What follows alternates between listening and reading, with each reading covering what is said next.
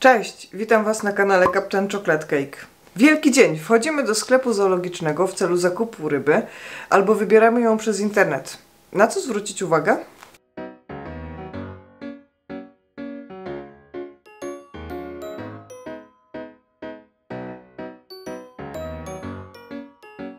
Podzieliłam swoją odpowiedź na kilka krótkich punktów. Po pierwsze, czynniki środowiskowe.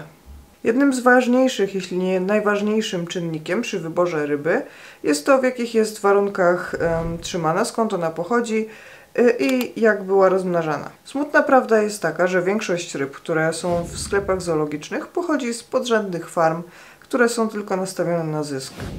Na YouTubie znajdziecie przykłady, jak małe welony są odławiane do wielkich koszy, takich z dziurami, i ważone w tych koszach. One leżą jedna na drugim, a potem wrzucane do wielkich transporterów, takich kontenerów z wodą i wywożone dalej na sprzedaż.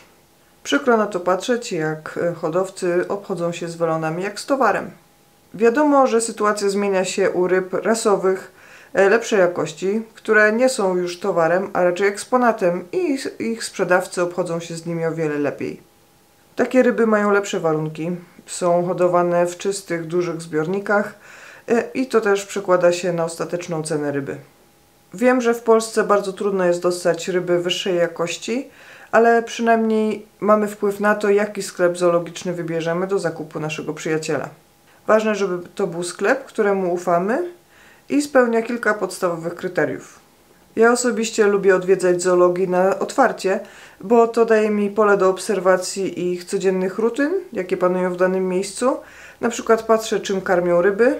Czasami zdarza mi się obserwować podmiankę wody, jak ona wygląda, i z szokiem zdarza mi się obserwować, ile soli dodają do akwariów słodkowodnych. Zwracam też uwagę na to, ile jest śniętych ryb po całej nocy i ile jest ryb chorych w każdym zbiorniku.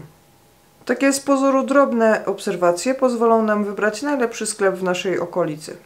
Zwłaszcza kupując ryby przez internet, powinniśmy dobrze sprawdzić sprzedawcę i upewnić się, że ma on odpowiednio długą kwarantannę, która zabezpieczy nas przed ewentualnymi chorobami. Bardzo też zwracam w takich wypadkach na czystość akwariów i na ogólną kondycję ryb. Jeśli nawet podoba mi się jakaś ryba, a dzieli akwarium z rybą, która troszkę gorzej wygląda, leży na dnie, albo wyraźnie jej coś dolega, to na pewno wstrzymałabym się od zakupu w takim miejscu. Wiadomo jest, że ryby pływają w tej samej wodzie i choroby bardzo łatwo rozprzestrzeniają się właśnie tą drogą. Numer 2. Choroby. Nie wszystkie choroby są widoczne na pierwszy rzut oka. Wiadomo, że dobry sklep nie sprzeda nam chorej rybki, ale warto też zwrócić uwagę na kilka rzeczy, które zapewnią nas, że rybka, którą kupujemy, jest zdrowa. Zwróćmy uwagę, czy rybka pływa po całej powierzchni akwarium, czy raczej siedzi na dnie albo dryfuje gdzieś przy górze. Może próbuje złapać powietrza. Sprawdźmy też wyloty filtrów albo filtry. Często chore i słabe ryby lubią się przyklejać do filtrów. Zwróćmy też uwagę, czy ryba ma płetwy równo rozłożone, czy raczej takie przyciśnięte do ciała, a płetwę grzbietową złożoną całkiem przy ciele. Wszelkie nieprawidłowości mogą oczywiście być oznaką chorób. Warto też zwrócić uwagę na wszelkie dziwne przebarwienia na ciele, na przykład kropki białe, czerwone lub czarne. Oczywiście nie mówię tutaj o wariantach kolorystycznych, na przykład szubunki na calico, które mają naturalnie czarne kropki.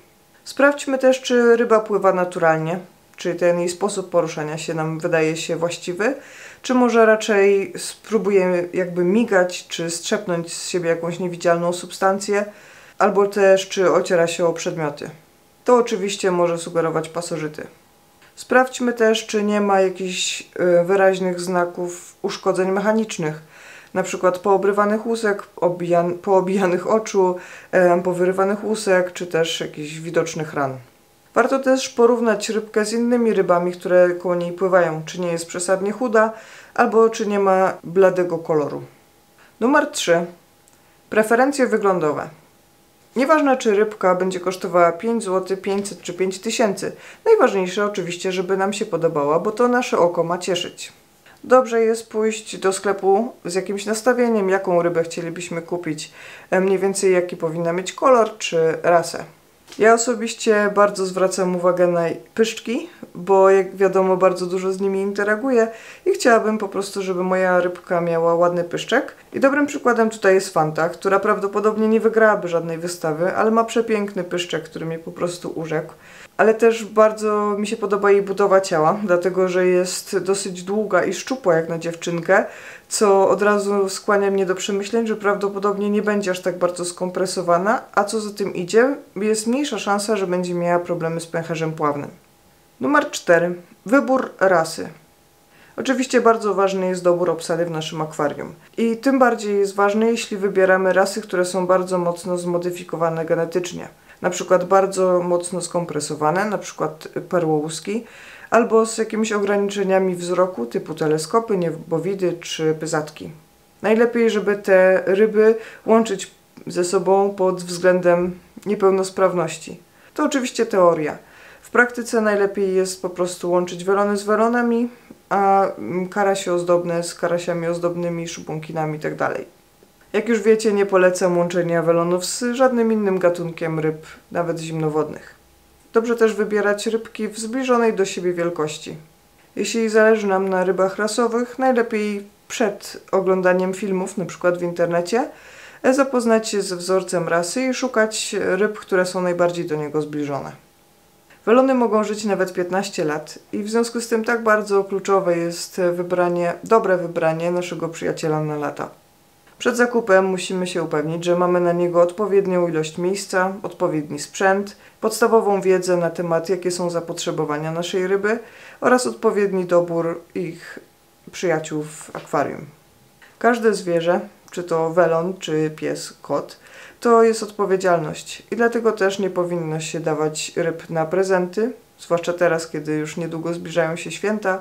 Jeśli planujemy podarować rybę jakiemuś znajomemu akwaryście, to jednak lepiej, żeby sam sobie wybrał i w związku z tym najlepiej kupić mu kartę podarunkową do jego ulubionego sklepu. Tak samo też nie polecam kupowania rybek tylko dlatego, że dzieci chcą, bo wiadomo i tak, że obowiązek i tak spadnie na nas. A teraz jeszcze pokażę Wam 2 filmiki z mojego lokalnego sklepu z rybami. Na pierwszym filmiku widzicie małą rybkę, która nie wygląda najlepiej. Ma złożone płetwy. Płetwa grzbietowa jest praktycznie niewidoczna, ale zapewniam Was, że tam jest. Ryba ewidentnie wygląda, jakby była bardzo zestresowana i chora. Jej ogon jest również w nie najlepszej kondycji.